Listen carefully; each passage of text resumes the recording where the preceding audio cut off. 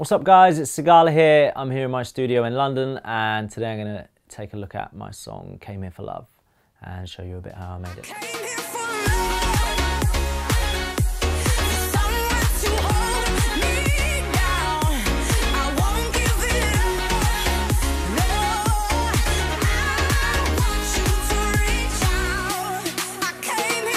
So I started off using Adobe Audition probably 10 years ago, and it was literally like the only program I could find online that I could use. Actually, I think one of my mates gave it to me or something. So yeah, that was like the only thing I had at the time, so I started using that, and then I moved over to Pro Tools probably couple of years later. There was literally no reason for it really, other than I think it was when I was just starting university and they recommended that we use Pro Tools. So I got Pro Tools and I got there and everyone was using Logic, which was great because I'd started to learn Pro Tools. So I just stuck with it, and it kind of fits my workflow pretty well now because everything I do is quite kind of, I like to record a lot of audio, use kind of live instruments with synths and stuff like that, so Pro Tools is great for that. I know some of the other software is, you know, it's a little bit more sort of long-winded to do stuff like that. So yeah, Pro Tools has really been, really kind of fit what I wanted to do. First of all, this is the session exactly as it was just before everything was exported, and it was mixed in a different session. So it's essentially the same, it mixes like ever so slightly different. I've just left everything in there that was in there before. Loads of stuff is muted. There's like old ideas that never made it into the final version, which I just always keep just in case I change my mind at the last minute. So there's loads of stuff that's muted, and so that's probably why it's quite a big session. So I guess the first thing is the vocal. So the song was started by a songwriter called Bryn Christopher, who I've worked with before. He sings on Sweet Lovin', which was my second record, and he sent me this. Essentially, most of it is what is in the song in my version. We got in the studio, we tweaked a few parts, changed some of the lyrics, because I kind of had in my head that I wanted Ella to sing it, and it was written from like more of a guy's point of view, so we wanted to make sure it fitted what, you know, her singing it. So we changed a few things. And then I got in with her and we looked at it as well, and we changed a few lyrics, and I kind of just changed the structure of the drops a little bit and where the repeats came and stuff like that. And I think I changed the key as well down a little bit. So this is the vocal I recorded with Ella here. It's been just kind of shifted a little bit just so it fits in like timing wise spot on. We recorded it in here on the U87 with no outboard or anything, just straight into the Fireface, which I've been using for ages and seems to do the job. Yeah, I don't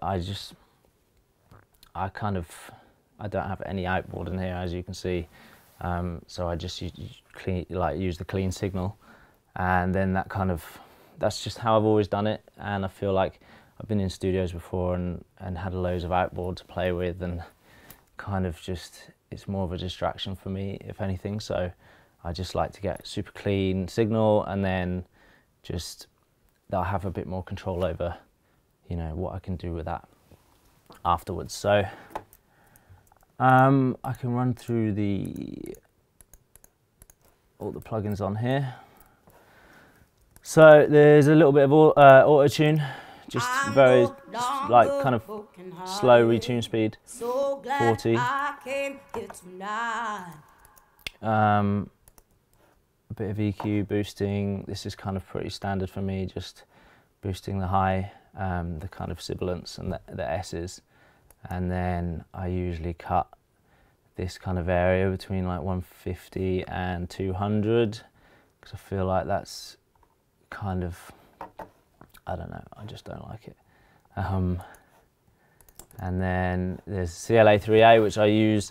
It's my like go-to compressor. It's really quick to just slap on. It just does what I need it to do. It's got like quite a slow attack, so you still get like the main like punchiness and attack from whatever. I use it on drums and synths and all sorts really. And it's just 2 knobs, so you just kind of set how compressed you want it and then set the gain.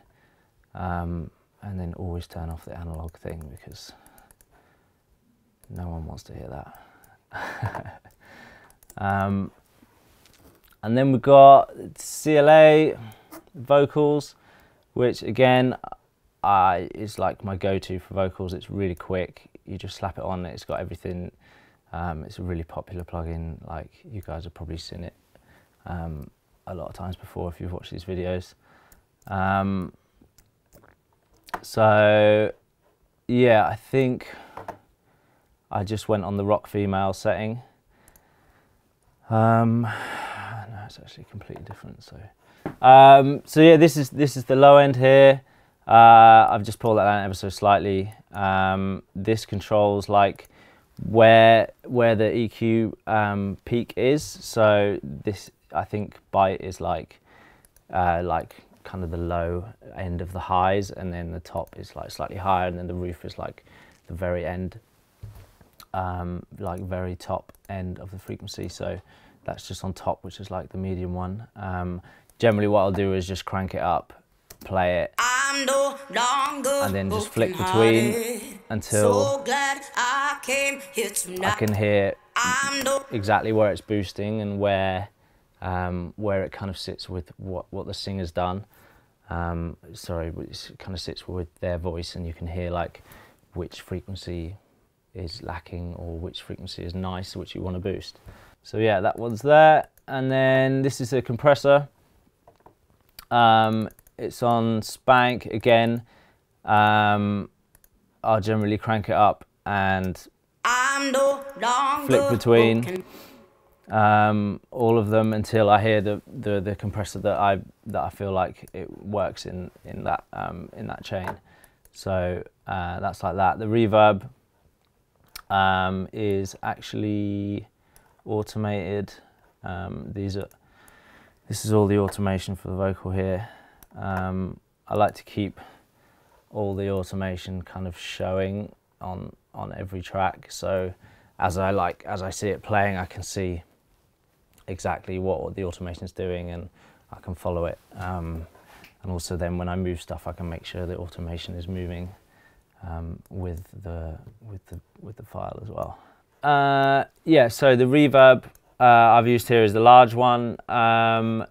It's kind of a bit lazy because I find that the reverbs on this are not really the best, but it just sounded okay, so I went with it, and it's only a very small amount on there in the verse, and then you can see it automates in the chorus for kind of specific words, as does the delay, which is on the quarter setting, which isn't really in the verse at all. So the verse is pretty dry. I'm no longer broken. And then when you get to the chorus, the reverb and the delay kind of comes up. For someone to hold me down, I won't give it up. No. So it's those specific, like it's the last word of the phrase is the delay automation comes up and the reverb, so you get that, the delay of the last word. These are literally on the track, so I have a few sends as well here, just some reverb, I think, just a couple of different types, and one other thing which I'll show you. But yeah, these are just all the inserts on the track. I kind of tend to work that way I used to send loads of stuff and use loads of buses and stuff when I was on the laptop, because I didn't have enough like processing power to just put the single reverbs and all that stuff on the tracks. But when I upgraded my computer, now I just do everything on the same track, and I find it really helps, especially towards the end of the process. If I want to stem things out, if I want to bounce the tracks out, it just makes it a lot easier if all the reverbs are on their own tracks. And I find that I just have a little bit more control over everything if it's like that. So generally, these are all the inserts over here. So they're generally just per track. And then there's a couple of things which are grouped, which I can show you a bit later. So yeah, so this reverb is literally just for this lead vocal, and this is the chain from the top here. It goes down, and then it goes to this one, and then down to the bottom. Just in case you're not familiar with Pro Tools, because I know no one uses it.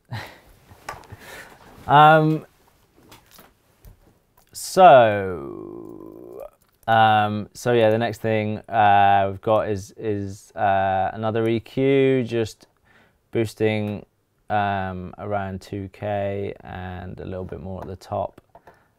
This is just the standard Pro Tools EQ.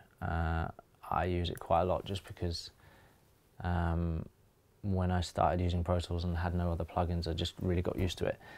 It's probably not the best, it's probably not the most accurate, but it does the job just for like little small adjustments. And then I've just cut out the low end there as well, on there. So that's that. And then there's this TubeTech CL1B compressor, which I don't use very much, but I mean, this whole vocal chain is obviously, as you can see, there's like a lot of compression. So even after the reverb and the delays, like everything is being compressed just so it's I don't know, so it's like as much energy as possible, which is kind of a bit controversial. I know probably a lot of people would not put loads of compression after reverb and delay and stuff like that, but I feel like with these moments where the delay is quite prominent, I want to make sure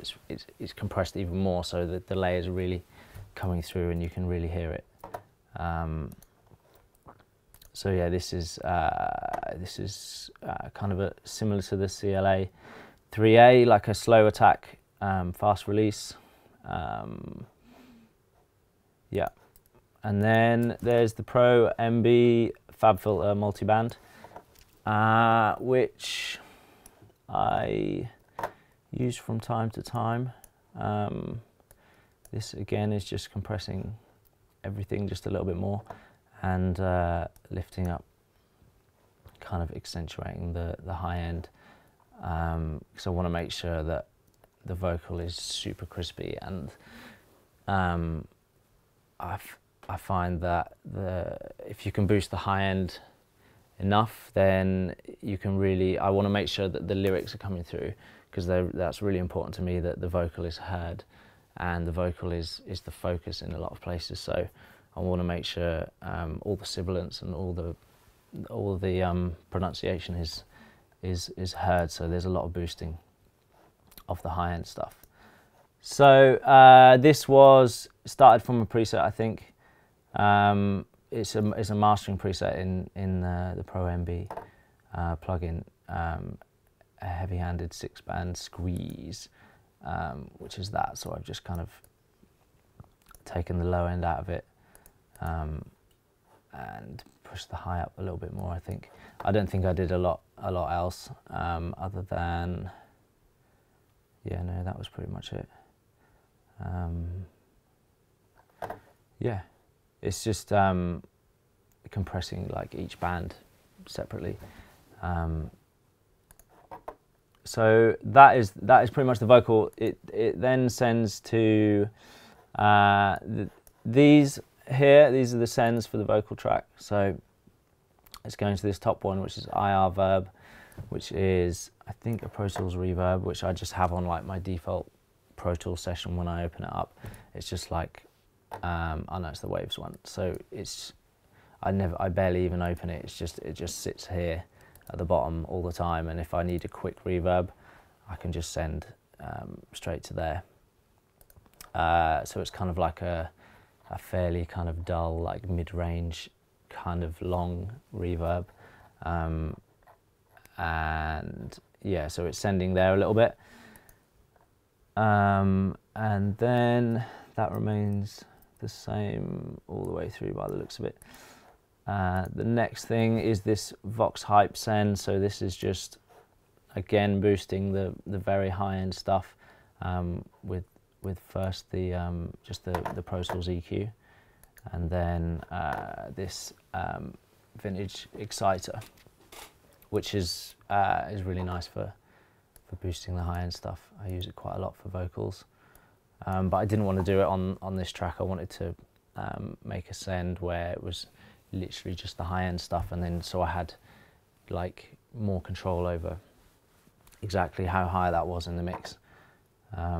So I can A/B it. I don't know if it will make a massive amount of difference. I'm no longer broken hearted. That's without. So glad I came here tonight. And I see. And I can solo just this on its own.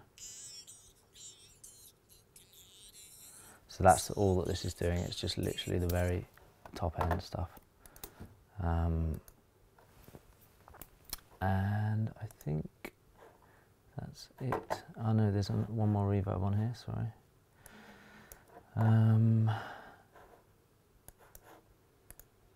Which is the Valhalla Vintage reverb, which I love for more kind of long reverbs. I use the Valhalla Room one a lot as well. It's like the Valhalla ones are kind of my go-to reverbs. I know they're pretty popular, but yeah. So this is just another send on the vocal track, which goes straight into here. This is from the Rich Chamber, from the Chambers preset group here, Rich Chamber. And I've just turned the decay up just a little bit to 4 seconds. Then I've put the EQ on just to cut out the highs and the lows even more, just so it's literally just the mid-range stuff is getting the reverb is coming through. So that pretty much stays the same. Yep, that stays the same all the way through. And then there's a little stereo widener. This is just the Pro Tools stereo widener. That's on 179. Yeah, it's just, it's not like, it doesn't add any chorus or anything like that. It just width, and it just widens whatever's already there. Yeah, so that is pretty much the lead vocal chain is all these guys. So yeah, these are the other vocal tracks here. There's not a lot of processing on them at all. There's just a little bit of auto-tune and the Sigala 3A compressor, and then they go to the IR reverb, which I use on the lead as well. These are just 2 takes of the same part, just panned hard left and right. This is the pre section, so these are just dubs of the pre. Panned hard left and right again. With the same auto-tune, VEQ, which I think I probably just used the lead vocal setting, and then yeah, I just tweaked it a little bit, took all the low end out and then pulled that in a little bit, I think. That's the same on both of these, and then there's the chorus dubs as well on the same track here.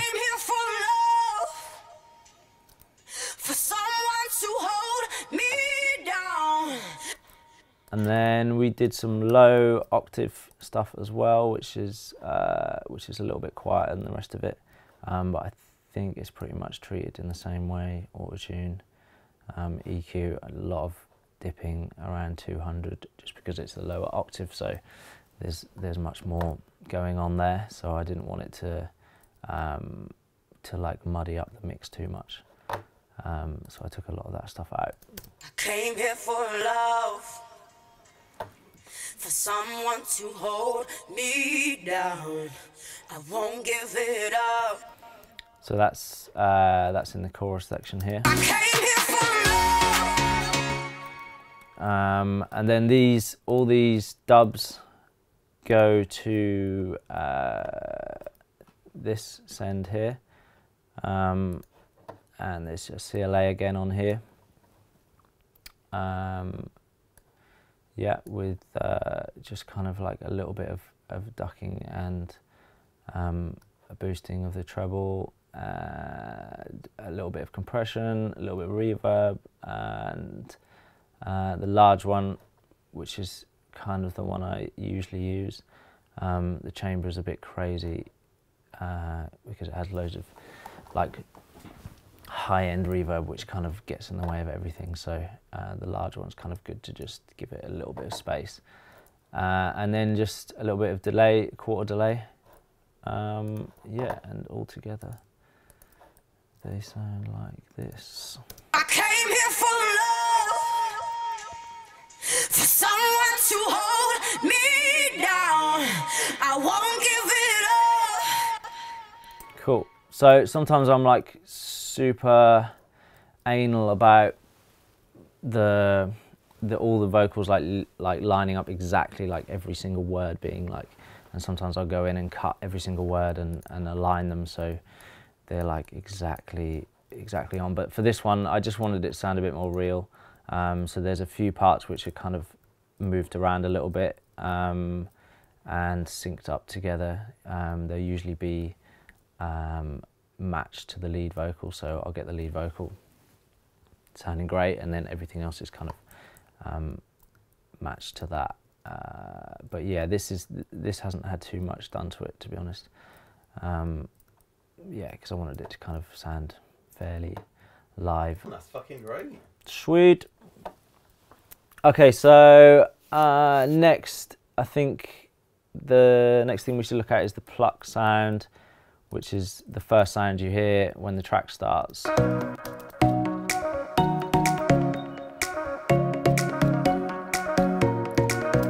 So it's made up of these three sounds here.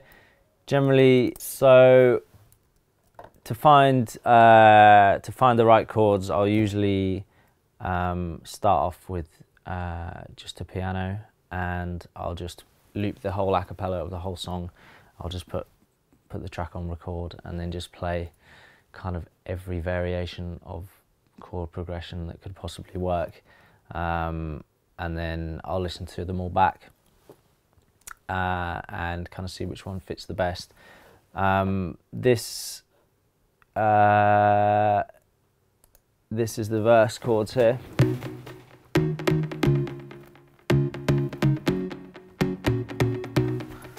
And a lot, or some of my stuff will be just 4 chords all the way through, which is cool. And this track is a little bit different. It's got 2 main chord progressions, I think, which is the verse. The pre is kind of pretty similar to what's going on in the verse, and then the chorus comes in with a different chord progression. So the verse is kind of, it's more of a minor progression.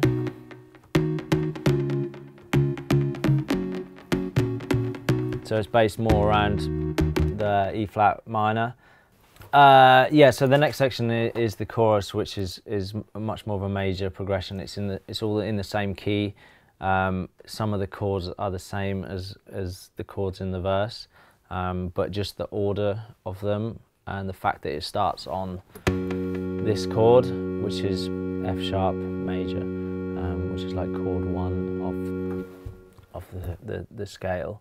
It's like, obviously, when you play the song, it's like that's the chord where it always feels like it wants to go, and that's the That's the first chord. So yeah, that's where it starts. So instantly, like when the chorus comes in, you feel the release because you hear that chord where before the chord comes kind of in the middle of the progression somewhere, but there's not much focus on it. So, which is something that I feel like is kind of like a little musical trick, which a lot of people do, where you hold back a chord and then you wait until the chorus to introduce that chord, and then it feels new and it feels fresh, and it kind of lifts everything up.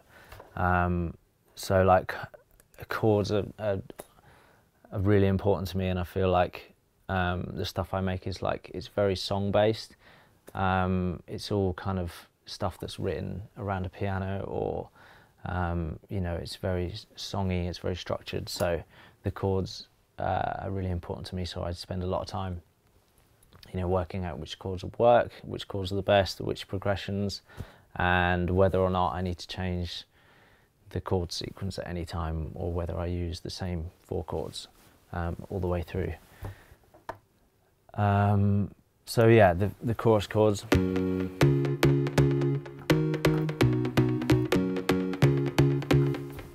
Go a little something like that. So hopefully that explains the chords to some degree. Now we can look at this this pluck sound. So it's made up of 3 sounds. I think this was around the time I just got Spire, the plugin, which is here. And you guys have probably seen it. It's really popular. If you haven't, check it out. It's really cool. What I tend to do is I'll get a new plugin and a new synth, and I'll use it on every single track, like every single channel. I'll use it for every song I do for, you know, a few weeks until I'm sick of it, and then I'll move on to another one. There's a few plugins that I like, my go-to plugins for bass or for sub sounds, because I know how to get what I need from them really quickly. But generally, like, I'm inspired by new sounds and stuff, so and definitely by new plugins. So this was when I just got Spire, so there's quite a lot of Spire, I think, in this track. So this is the main click, kind of plucky sound for the verse, which is a Spire. It's just literally the Spire factory library, and it is this pluck tech click 4. All I did was, I think, just added a bit of the delay and reverb.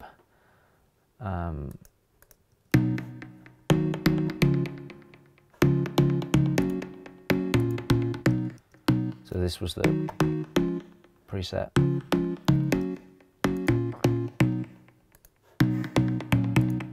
And then this was I literally just added some delay here and some reverb. And that was kind of the sound, the first sound I used to help me kind of set the vibe of the verses and the first kind of part of the song. And then once I kind of, I think I just played looped the vocal a few times around and around the verse, and then worked out kind of what rhythm suited the vocal, and kind of fitted around it. And then, so yeah, once I found that, I worked on the sound a little bit, and I felt like this was a nice kind of starting point for the sound, but I wanted to add a bit of life to it and a bit of kind of a more organic sound. So I've got a couple of Omnisphere sounds here, which literally just the same MIDI, just dropped in on both of these, I think.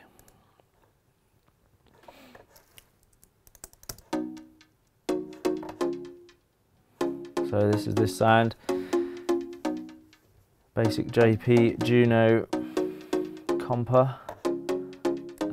which is just part of this Omnisphere factory pack. Yeah, I mean, I can't remember how I found it. Like, I use the search menu quite a lot. So if I'm looking for a pluck sound, I'll just type pluck in and then, you know, see what Omnisphere has to offer. But I find Omnisphere is really cool for adding a bit of life to a sound, or like adding kind of an organic. There's some really cool like recorded plucked things in there, like all this kalimboscope stuff is like plucked instruments, which sound really live and kind of really help to give, you know, I like to use them as just a layer, because they're not very full. They just kind of add like a real sound to what is there. So so yeah, I just used the Kramer the tape saturator here to just give it a bit of crunchiness. And then the final sound is another Omnisphere patch, which is this one.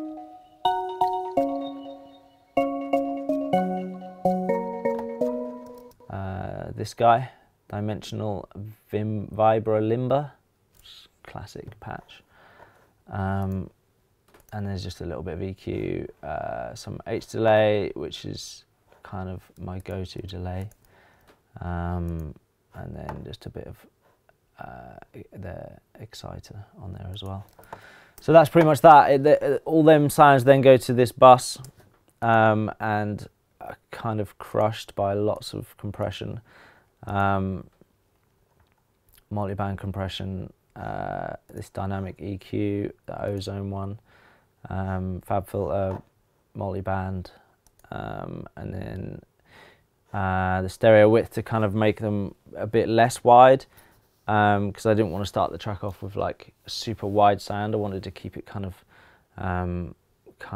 mono-ish, I guess, and then that gave me somewhere to kind of build to, and then a little bit of delay and a little bit of reverb, and yeah, so all together they sound like this.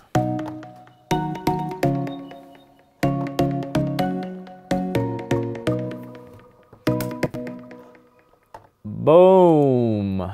Next, let's take a look at the piano sound in the chorus.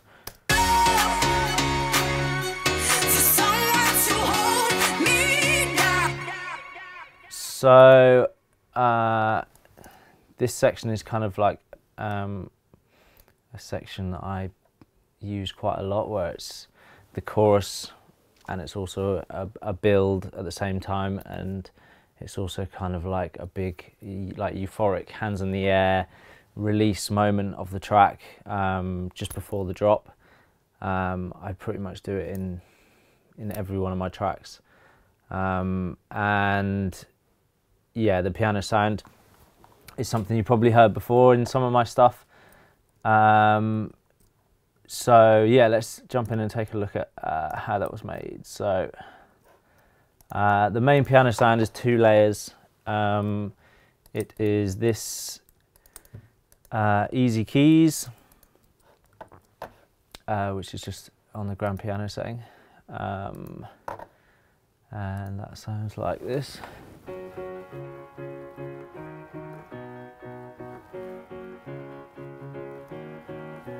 It's the same piano I used for Easy Love, which was my first single as well.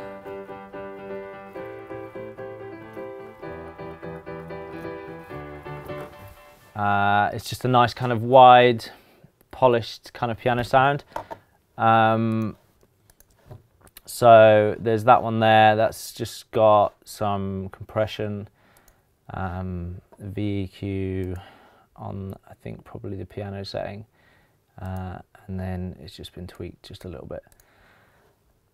A bit of widening as well, like a load of widening actually, because the other piano I'm using is very mono, so this one kind of makes the piano like nice and wide. And then there is the H delay again, which is again kind of like on a very wide setting. It's on the ping pong setting, so the delay goes left and right and left and right, like hard left and right. So again, it like it makes the sound even wider, and it's just the delay is kind of the delay is not nothing on the low. It's just kind of mid stuff. So from 600 to 6.4K. And there's actually quite a lot of that. It's quite a wet sound. But I can show you without it.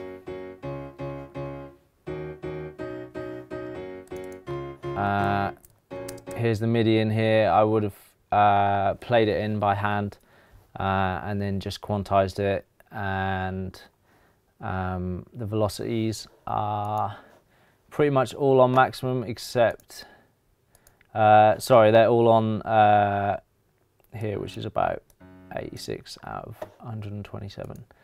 I tried to kind of highlight a melody within the chords by turning up these notes. I turned up the velocity to maximum, which is these guys,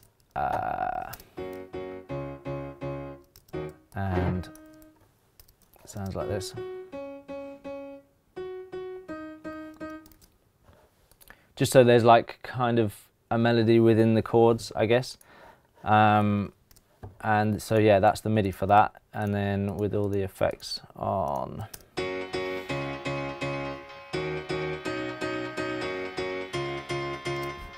So the delay kind of helps fill in the gaps, I guess. And it definitely adds some energy as well. So you get them kind of like quarter notes going on. So that's the first sound, and this is the other sound, which is probably actually more important. This is the M1 piano. This is just Blue Cat Patchwork, which runs VSTs, because Pro Tools doesn't run VSTs, so I have to run it through this. And this is just the M1 synth on the M1 house piano patch here. Usually I will dry it up. It comes with this like hall reverb on, which is horrible, so I'll usually get rid of that and then add my own reverb. And yeah, so on its own that sounds like this.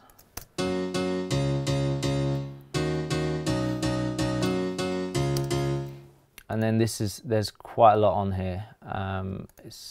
It's quite heavily compressed. So we've got the CLA 3A again. VEQ, just kind of boosting the high-end stuff and cutting everything below 82 Hertz, because we don't want any of the low-end information there. And then the Pro Tools EQ, just boosting the kind of high mid stuff, which is kind of where all the energy is usually in the piano.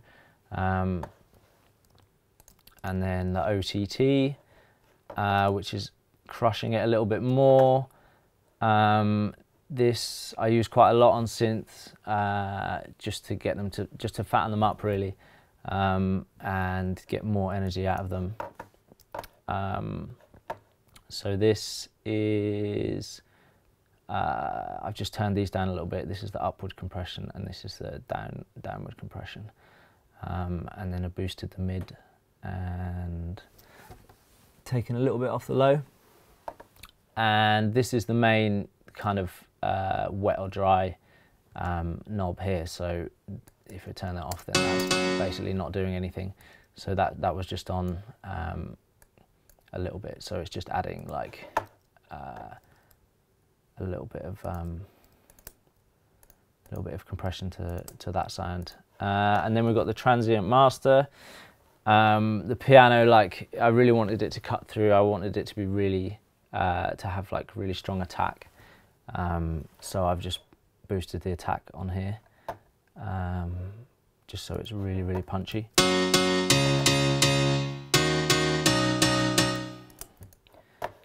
And then another EQ, just boosting kind of the low and the high mid stuff here.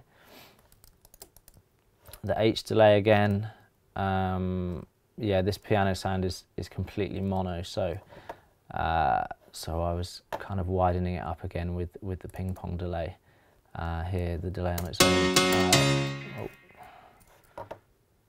The delay on its own just sounds like this.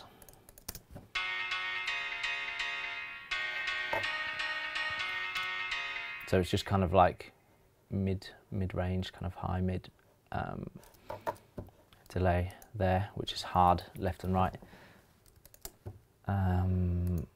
Then another EQ. This is the filter I kind of use to filter the piano just before the drops, and yeah, you can see it here. This is just before the drop.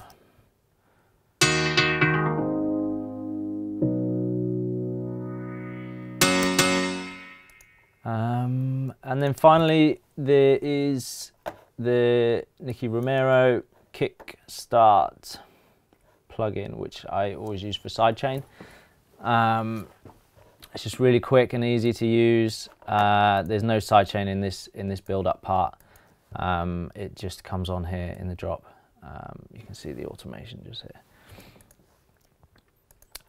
So that is the piano sound. So together those two sound like this.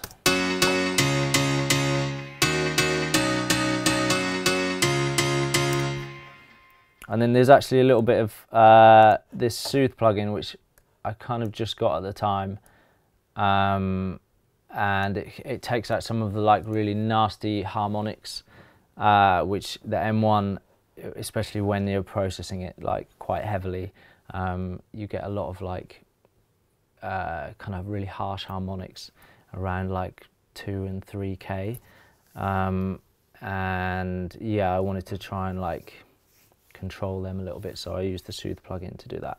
There's two other layers within those, which are both Spire. There we've got this one, just kind of a plucky sound, and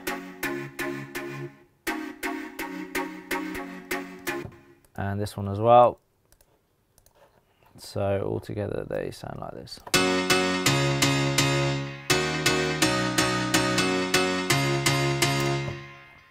Yeah, so that's that. Yeah, that's the main kind of piano sound for the build-up.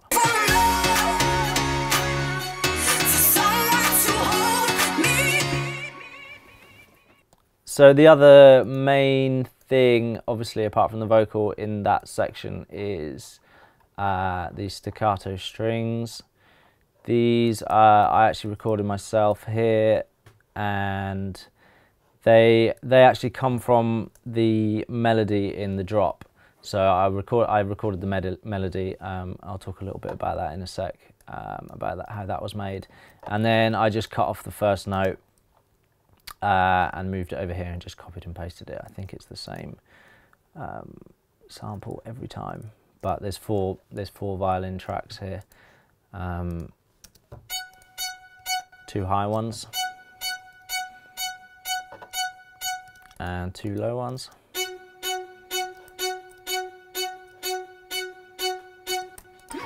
And yeah, they kind of add tension to that section.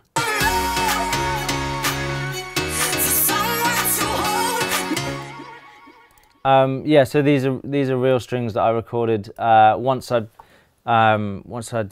decided on what the melody was going to be in the drop. I wanted to just build up that sound and kind of make it a bit thicker, and I wanted it to sound kind of organic as well. So I got a string player in, and they played the melody, and then this. So yeah, we did like 2 takes of the high and two of the low octave, and this note literally just comes from the first note, I think, or the second one actually. So yeah, I just copied that and copied and pasted it a whole bunch of times here to make that. But yeah, so there's not a great deal of processing On these strings, there's just a little bit of compression, and then they all go to this bus here, strings real with the CLA vocal actually, just to give it sort of some hypey sound, and yeah, I mean it's just processed the same way I'd process a vocal really.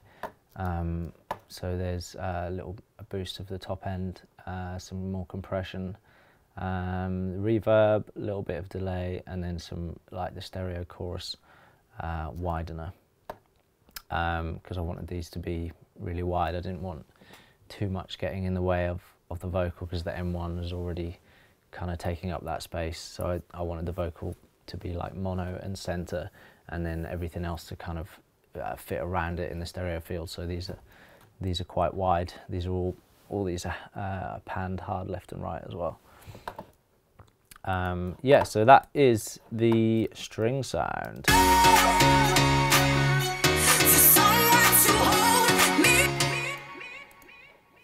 Okay, so next I'm going to show you the melody for the drop and kind of how I made it. I did so many different drops for this track, just trying to get it to sound right, and I had a few that were kind of really synthy, and then I had one that was a vocal chop, and I decided I wanted something that was a bit more like I wanted like a live instrument in there. So, but I didn't really know what melody I wanted at the time. So what I did, I worked with a saxophone player, and basically got him to come in and just kind of solo and improvise over the instrumental. So I can play you a little bit of what he did, which is here.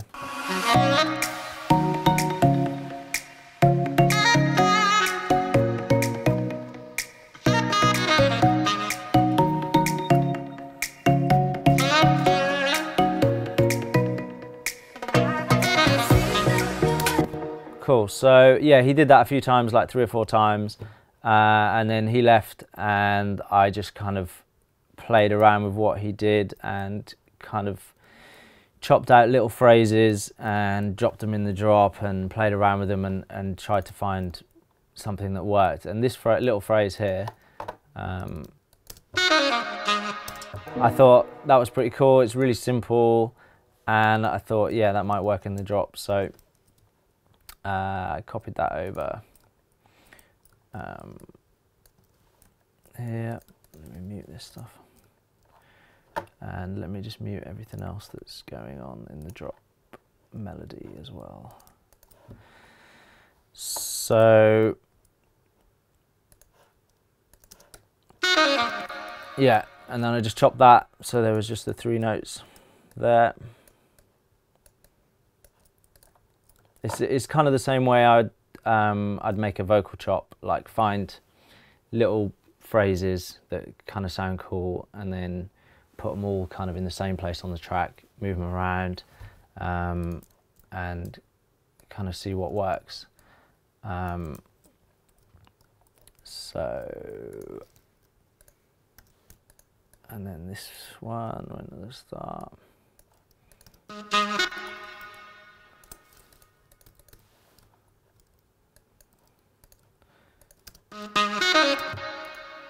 So it was something like that, and I think these were pitched. So this is just the Pro Tools elastic properties tool, so you can just change the pitch of something pretty easily, like that. So that was kind of the main idea for the melody.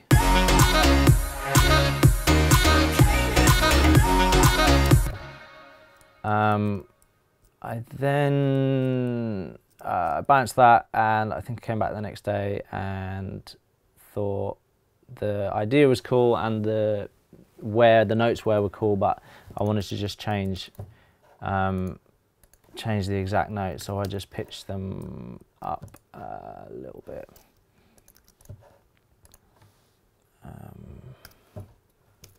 Oh.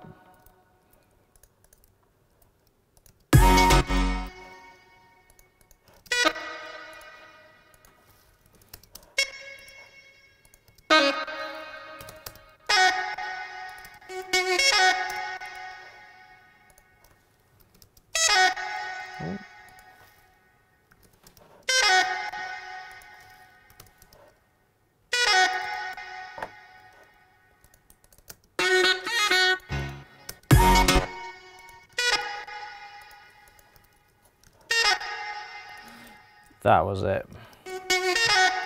Cool. So yeah, once I'd like played around with the pitches on there, I was like, yeah, I think that's pretty much the melody, how it's going to be. But this kind of sounded a bit rough now, and because I chopped it around and stuff, I got the saxophone player to come back in, and he basically recorded to that part, and we kind of jammed some bits to go in the middle of the phrases as well. So he came in and recorded what ended up being this.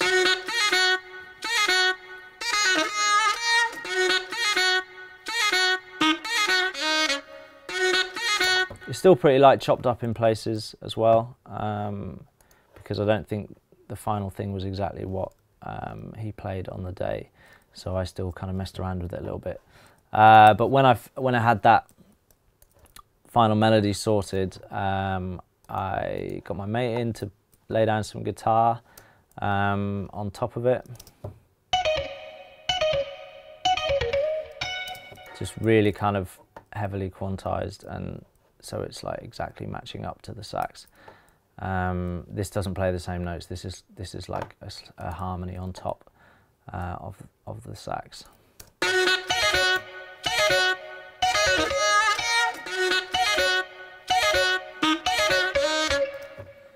So that's that. That's got that was just recorded straight into the Fireface sound card, and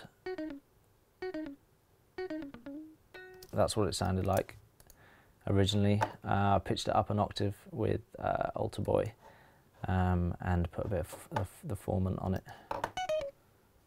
and then that goes into guitar rig. This is the Almost Clean patch, which I use most of the time just for a go-to guitar sound when I'm recording somebody playing guitar. So yeah, that's the Almost Clean. And then a little bit of compression, some of this chorus. This plugin's really cool, it's free as well. Tal chorus, I use it on a lot of stuff if I want something to be wide, especially on guitars, because you get that really cool chorusy sound. And then there's this kind of long reverb, Valhalla reverb, some H delay, and that's just a filter which comes on towards the end of the drop. So yeah, that's the sax and the guitars. Cool, so the next layer of that melody is the violins. So these are real violins recorded here, as I mentioned earlier. It's the same as this sound in the build up.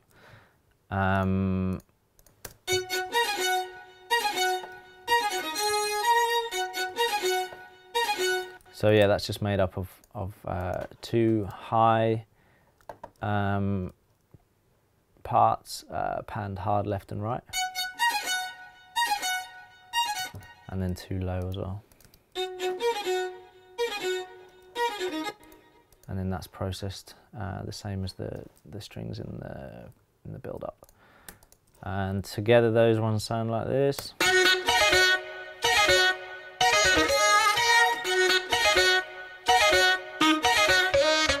So it kind of sounds a bit messy on its own, because some of the sounds are like coming in and out a little bit, like they don't all play exactly the same notes, but I kind of thought it was kind of cool how I didn't want to make it sound too robotic. Like I wanted it to sound kind of like people played it. So yeah, I didn't mess with it too much. And there's a couple more layers. There's a fake string layer here, which is just the contact strings.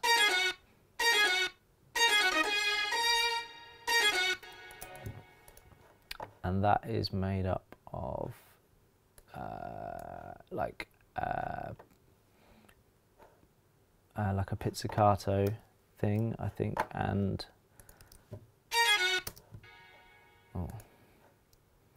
yeah. So this is just the contact factory strings here. If we mute this one, and the volume's just like cutting it out hard after every phrase, just so there's no reverb on the end of it. And then there is the Session Strings Pro here.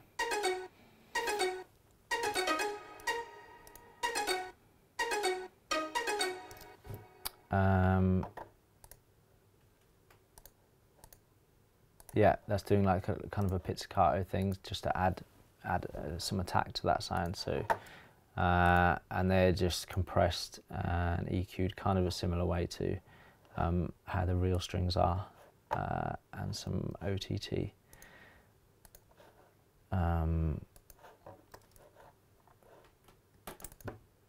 Then the next sound is the steel pans, which I've used on quite a few things, which I've done. It's literally just the steel pans from the Contact Factory library.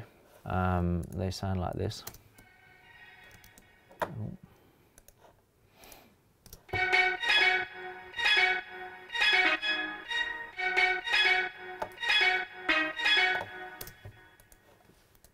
And then just some compression and EQ here, kind of taking out lots of the low end stuff.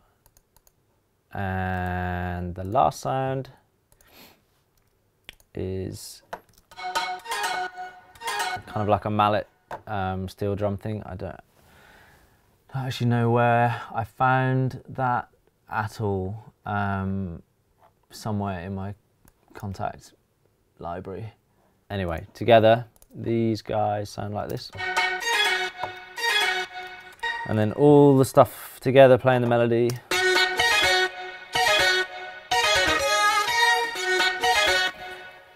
So yeah, there's quite a lot of sounds doing that melody.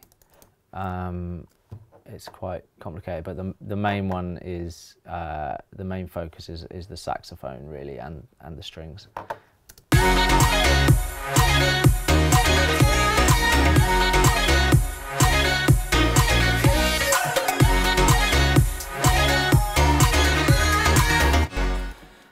So let's take a look at the drums and percussion stuff next.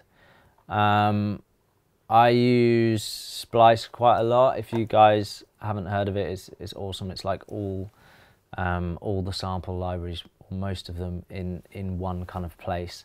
And this is the app for it. You can search your own downloads, which you can get off the website, or it recommends different ones as well. So if I want a kick drum, these are all the kicks I've downloaded, and then it will also recommend other ones which I don't have as well. So it's great for just like finding samples, but also it's all stuff that I've gone out of my way to download, so I know it's all kind of stuff that I like, and it's not just a like overwhelming amount of samples. So I use this for mostly like my single kind of hits, and yeah, and I don't really use any sequences to do my drums. I just use audio, so I just drag them in, and yeah, just place them wherever I need them. So yeah, let's take a look at some of the main sounds. So got the clicks in the verse. That's made out of these 2 click sounds, which I'm pretty sure are from Splice. In the pre-chorus, there's more of a kind of like a half-time beat going on. So let me solo that.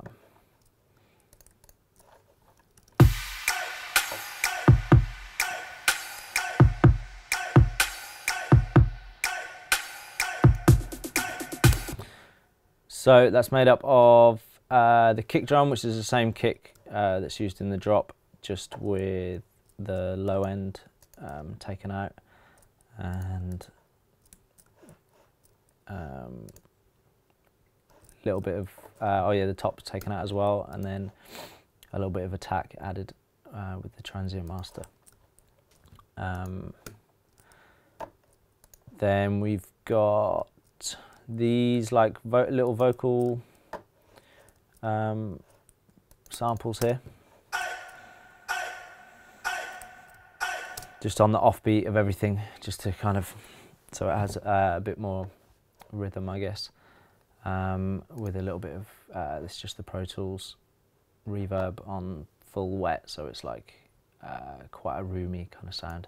I didn't want it like too close, I wanted it to sound a bit further away. And then there's these guys, which is the snare. No processing on that at all, it's just the sample. With the crash as well. And then the same click that's in the verse.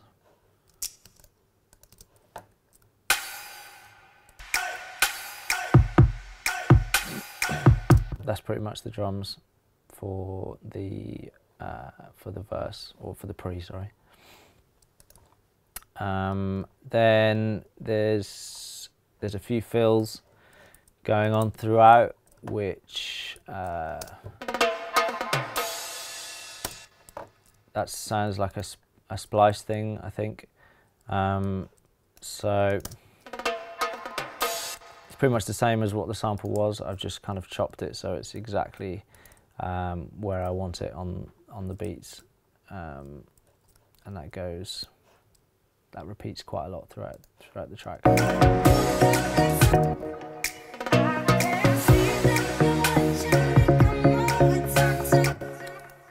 The other fill is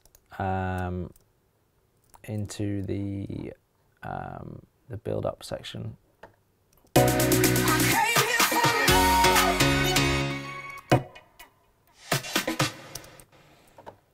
So that's this, which, let's have a look at what that was.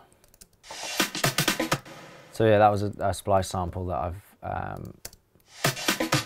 just chopped, kind of just rearranged the notes, not the notes, the hits, so the fill was exactly how I wanted it. Again, with just a little bit of reverb on it. And then there's this one doubling up like just the last hit with loads of reverb, and that goes into the chorus.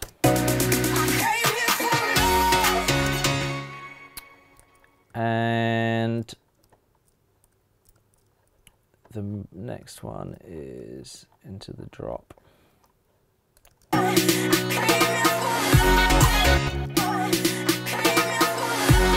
So that's that same timbali fill, just or the same sample, just kind of rearranged.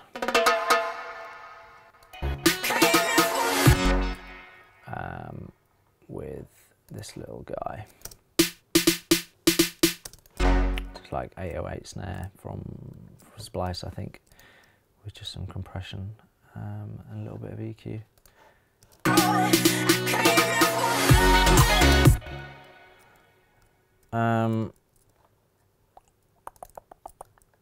So in the drop, usually I have like crazy offbeat hi-hats going on in the drop, but I was kind of getting a bit bored of that kind of sound, so I wanted it to be kind of more like on the beat, so it's just got like a big open hi-hat on every single beat, with the kick drum.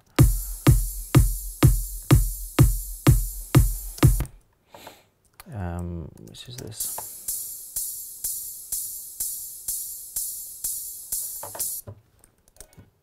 And there is another kick drum which comes in the drop, which is like more of a punchy, this kind of area in kick drums, like I always really want to push, because I feel like it gives it a lot of energy, especially on like smaller speakers, I guess, where you can't hear all the sub stuff going on, and that kind of area can really punch through. So I wanted to double it up with a second kick in the drop. So the first one on its own just sounds like this,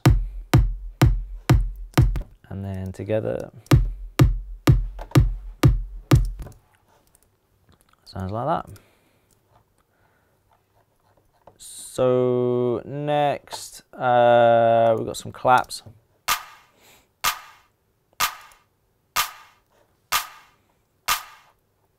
And this kind of like almost like a mouth percussion kind of sound.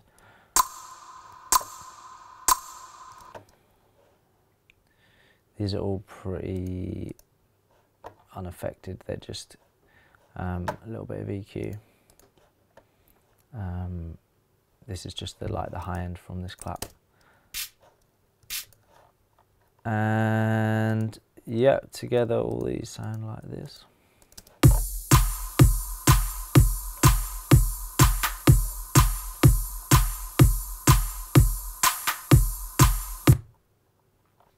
So let's take a look at the rest of the stuff that's going on in the drop.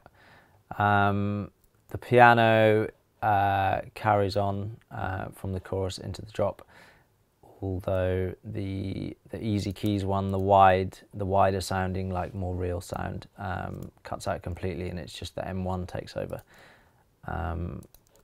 And yeah, obviously the sidechain comes in. Most of the main instruments in the drop, I think, have sidechain on them, just so the kick can really punch through. Generally, if it's a house track, I'll put sidechain on most things, except if I want something to be the main focus, like if there's a melody or a vocal, and I want it to pop out, then I won't put any sidechain on that. So yeah, we've got the M1 going on. We've got these Spire patches, which are similar to what's going on in the chorus.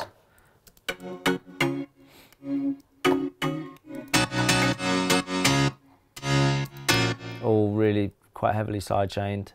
The same sidechain I used before. The kickstart. And then we've got the bass patches. There's 4 bass sounds making up the bass in the drop.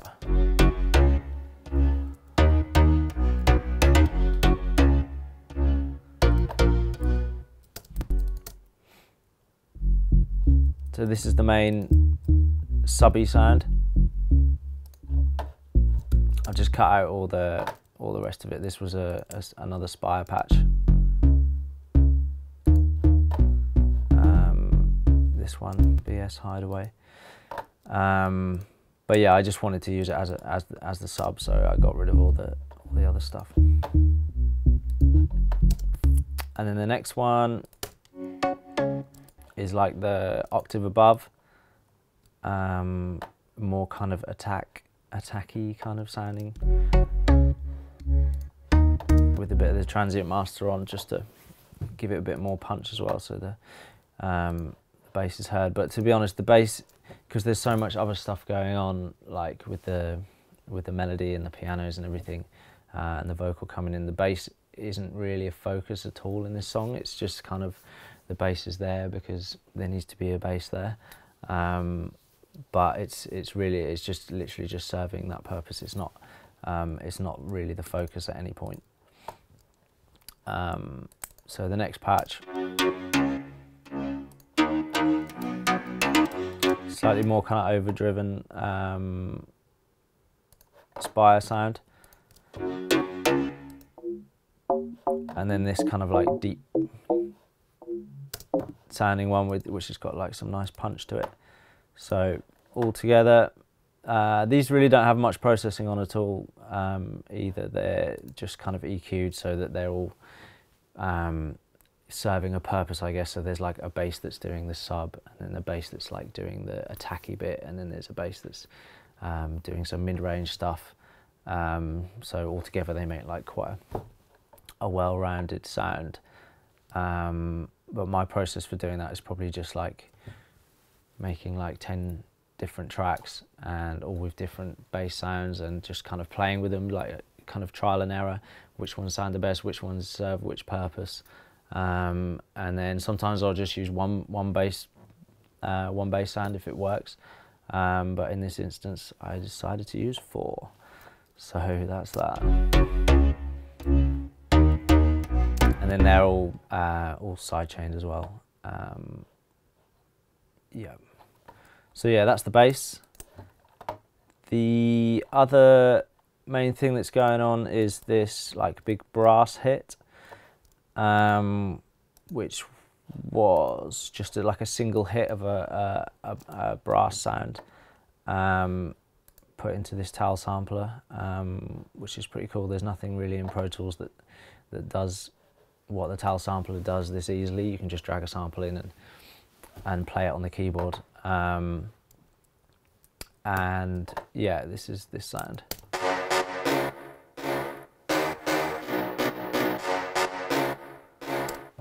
Yeah, I mean the samples has kind of like degraded quite a bit, so it's kind of lost a bit of quality, but within the mix you can't really hear that. It just adds like nice kind of powerful hits on the main points where the chords come in.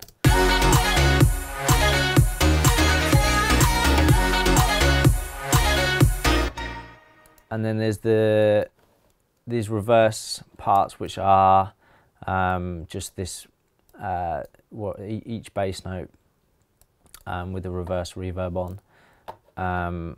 The way I do that in Pro Tools is something like this. You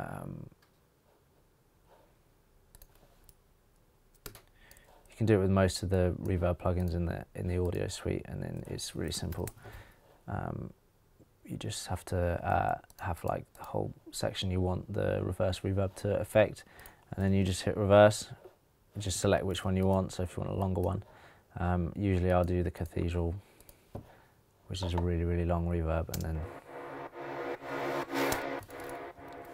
like that. So that is, yeah, so these reverse things kind of happen in the gaps of the drop, so it kind of anticipates the next hit.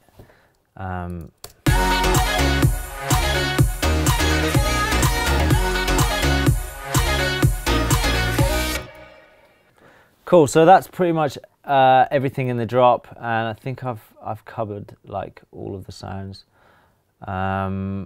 Yeah, this, like I said before, like it was quite a long process, and I went through lots of changes with this song, and I actually even sent off a version to be mastered, and we made the music video to a completely different version to this, and then I scrapped the whole thing and started again,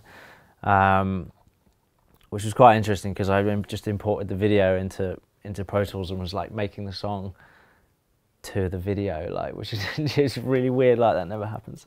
So yeah, I've actually got an old version of the drop here, which had like a vocal chop in it. It was much more kind of piano heavy.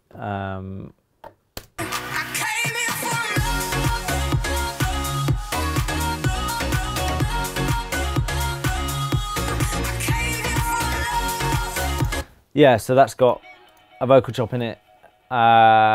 But yeah, that's the version they made the video to, and yeah, I just kind of changed my mind at the last minute, which in hindsight I'm glad I did.